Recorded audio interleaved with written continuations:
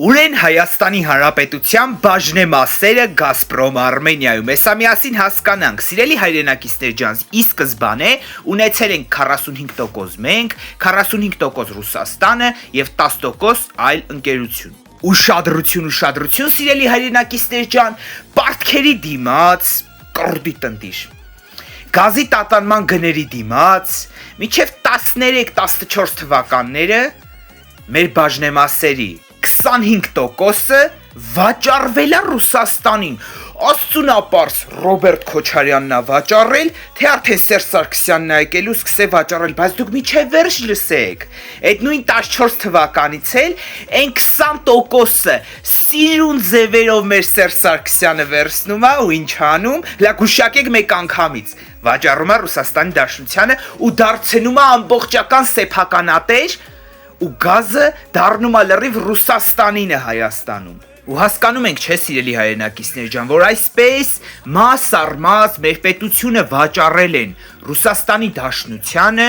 ու հիմա էլ եկել են միութենական պետություն են ցանկանում սարքել ու հիմա էլ եկել են ցանկանում են ըստեղ էլի ռուսական կարգեր դնել 80 տարի դրեցին, հագցրեցին, սարքեցին ԽՍՀՄ-ի ճտիկներից մեկը, բայց դե այս ազգը ճուտ չի մնում, նույնիսկ ԽՍՀՄ-ի վերահսկողության տակ մեր ազգը փառահեղ գործեր էր անում, պլյուս են 30 տարին էլ, որ ստրուկի պես բանեցնում էին այս ազգին, հիմա առհատ է, ինչ-որ բան կկարողանան անեն, բան չունեմ ասելու սիրելի հայրենակիցներ ջան, Գազպրոմ Արմենիայի բաժնեմասերի վերաբերյալ սա շատ բարդ հարց է, բայց դե այս կառավարությունն ու այս իշխանությունը վստահ են, որ օրերից մի օր այս թեման էլ է բարձրացվելու ու Հայաստանի Հանրապետությունը իրավունք չունի ռազմավարական նշանակություն ունեցող օբյեկտներում չունենա իր բաժնեմաս, այսինքն կառավարությունը էլի պետք է ունենա իր բաժնեմասերը ու եկեք լինենք անկեղծ 14 թվական տեսեք ասում է պարտքերի դիմաց, ինչ պարտք պետք է եղե ծախել եք պետք է եղե ծախել եք խոսքի, ընդ փող է պետք է եղե ախպեր,